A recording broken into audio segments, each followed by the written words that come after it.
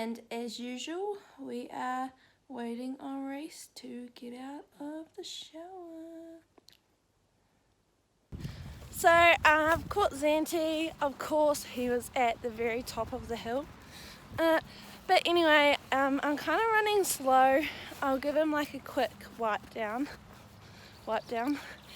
and then I'll take him up. I'm doing the classing starting at 10 a.m, so I have like 45 minutes to kind of get ready, but that should be alright surely.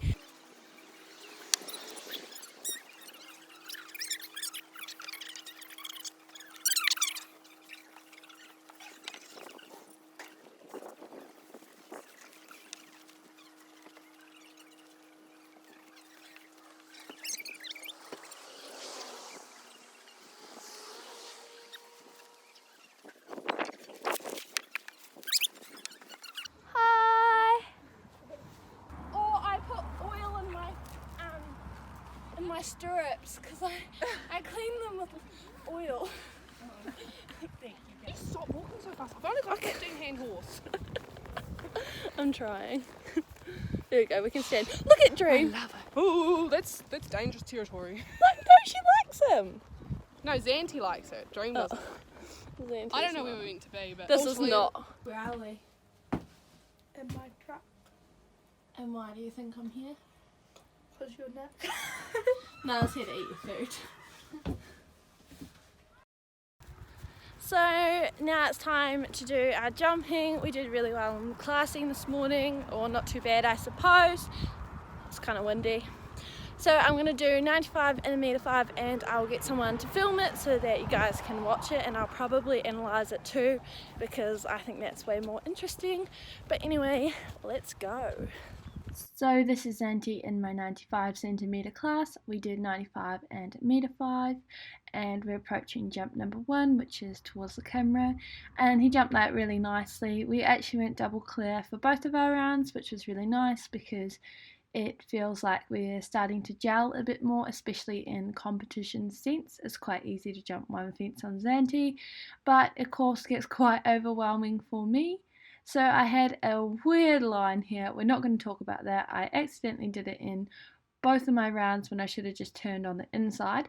Here I selected to go around the cone for 2 reasons. First was there's a couple of horses that slipped over taking that inside line, and the second one was it made Zanti do a square turn around the cone, which was good because he sometimes starts to fall in on me and it's quite hard to get him back out, especially when there's more complex lines like coming into this double. I chipped, well, Zanti chipped. He saw the stride that I didn't, and I don't ride him strong enough to kind of pick too much, and that was really nice. And then we have a kind of funky line between 7 and 8. So this came up again in the jump off. That is Zanti being sassy. If he flicks his head like that, he's just being Zanti. Anyway, we do a cool 360 here. I love that videography. And the fingers move. So we're coming into number 1 for the jump off. There was a few tight lines you could take, and I just wasn't on my able. Here I should have actually turned on the inside, but my brain just didn't operate fast enough, and I didn't actually notice that I missed the turn until I came back and watched it again.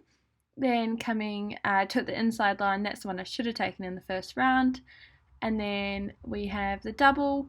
I contemplated going on the inside there, but that's just a bit tight, but that's alright.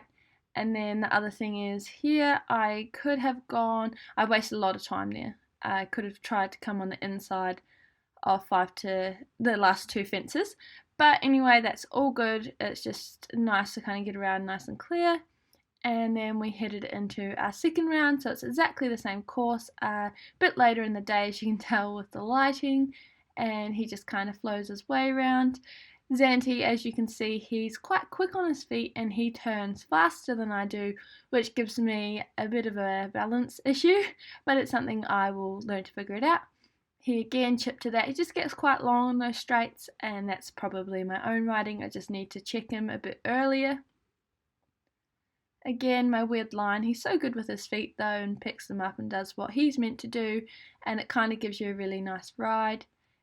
don't ask about his leads there. So he's disunited here, that's a standard Xanthi trait, but he tends to jump on the long if he's disunited, so I kind of just put my leg on and he'll figure it out. If I have more time I'll correct it, but I didn't really. And then again we got a bit of a nicer stride, but it's still a chip, but a nice 2 inside the double, which is really nice. He jumps that oxer out of it really nicely. I've noticed that the more competitions we go to, the more, oh, that one was a real roll, but the more careful he's getting, and he's starting to kind of gel for me and do the hard stuff. As you can see, he does a sassy head spin. That's when you ask for the corner too tight, and that was all right. So then, as you can see, I look bloody puffed, and we head around and do the same thing. So some things I'm learning just to kind of shave off seconds of time, which I learned from this show, is that I should have came more from the left of that flag, so then I could get that turn. And see, I turned and I forgot just to cut in that jump to kind of take that time off. But that's alright. I got a nice line to that jump for like the 5th time I jumped it, and then headed around. To be fair, he really has works a lot better outside than he does inside. That was way nicer. Most of this round was actually a lot nicer, and it came on the inside then. And then I angled this pretty significantly so that he could do his quick turn, and here was a push stride, I think. And it was great. Hello, welcome to my editing studio. Those are my cat biscuits for my cat, and I'm just editing these videos in like the best clothes possible, and I realised that I yet again forgot to say goodbye on my video. So that was all for that show. We ended up with a couple of placings in the classing in the morning, and then also a 2nd and a 3rd in our rounds. What was really cool to see was last week I kind of qualified for show jumping champs, and it was really cool to see that our team, which has 4 seniors including myself, our team all produce really similar and strong results, which is really exciting because it means that for show jumping champs we have really competitive 1m5 riders, which will definitely help our chances of placing high up. So I'll keep you posted when show jumping champs comes around.